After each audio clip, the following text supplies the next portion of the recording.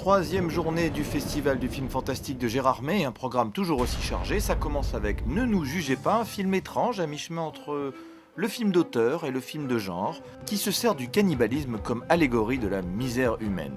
Le long métrage se cherche un peu entre les deux styles, c'est parfois touchant, parfois horrible, parfois un peu ridicule, mais ça ne laisse pas indifférent, un essai ma foi plutôt intéressant. Rare Export A Christmas Tale, on pourrait traduire ce titre par Export rare, un conte de Noël, un titre étrange pour un film tout aussi étrange qu'on croirait issu des années 80, des productions Steven Spielberg. C'est l'histoire ni plus ni moins d'une équipe de chercheurs qui trouve dans la montagne, au milieu de la glace, le corps du Père Noël. Alors c'est un conte de fées, mais c'est aussi une histoire très sombre, parce que le Père Noël n'est pas aussi sympathique qu'il n'y paraît, on dirait plutôt le Père Fouettard. Bref, un film complètement inclassable qui nous vient du froid. Toujours du froid, un autre film très inclassable aussi, The Troll Hunter, autrement dit le chasseur de trolls.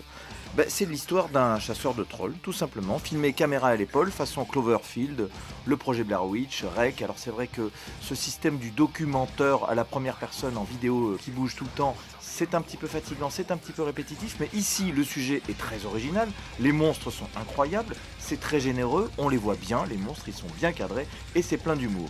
Bref, le bon gros film de monstres géants du festival, il en fallait un, c'est celui-ci, moi j'aime bien.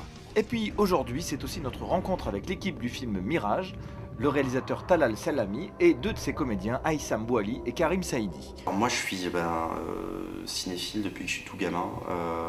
J'ai découvert en fait très jeune et un peu par hasard des films fantastiques, des films d'horreur.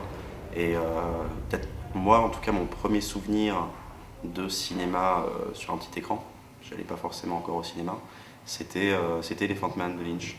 Et donc voilà, Mirage, c'est l'initiative de l'État marocain qui a lancé un appel d'offres à des boîtes de production. Donc le principe c'est essayer de révéler des jeunes talents, que ce soit chez les comédiens, chez les techniciens ou chez les réalisateurs. Généralement beaucoup de réalisateurs qui font des premiers films de genre se tournent vers le huis clos. Ça paraît évident, et parce que ça peut être aussi très très efficace.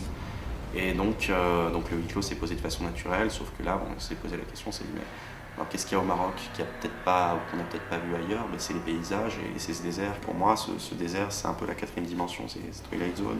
Parce que pour moi, le personnage principal, avant toute chose, c'est le désert. Et c'est lui qui les manipule. Le fait d'être dans le désert, c'est juste jouissif parce qu'on est coupé du monde, on est coupé de tout. Et c'est l'une des meilleures façons d'être concentré sur un tournage. C'est vrai que t'arrives, c'est l'horizon, l'oxygène, mais au bout d'un moment, t'as l'impression que t'es dans une cage, quoi. C'était difficile, oui, ouais, les conditions, parce qu'il fait chaud, oui, parce qu'il fait froid la nuit, oui. Mais en même temps, s'il n'y avait pas ces conditions-là, on n'aurait pas le film qui est là en ce moment. Aïssam, je l'avais vu dans un film qui s'appelle La Vague Blanche. Un film marocain, et je crois que c'était son premier film. Je sentais qu'il y avait quelque chose dans son regard. C'est quelqu'un qui, sans forcément communiquer, parce qu'il a des gros yeux en plus, arrive à faire passer beaucoup d'émotions. On était dans le même délire, on aimait le même cinéma, on avait envie de faire le même film, etc. Et de fil en aiguille, j'ai dû lui présenter les autres comédiens. Et il se trouve que Karim, je le connaissais pas, mais je l'avais vu dans un film que j'adore, et peut-être un des meilleurs films des années 2000, et c'est Munich.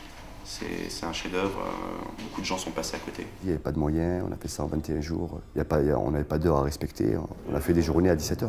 Je pense que même les autres comédiens sont d'accord là-dessus, c'est qu'on n'était pas dans le jeu, on n'était pas dans le... on voulait pas faire de performance d'acteur, on vivait la chose. On était vraiment sincères, on a été très sincères avec ce projet. Mais belle aventure, ouais. On leur souhaite bonne chance parce que même si le film est loin d'être dénué de maladresse, c'est un premier essai particulièrement prometteur. Allez, rendez-vous demain pour de nouveaux films, de nouvelles interviews.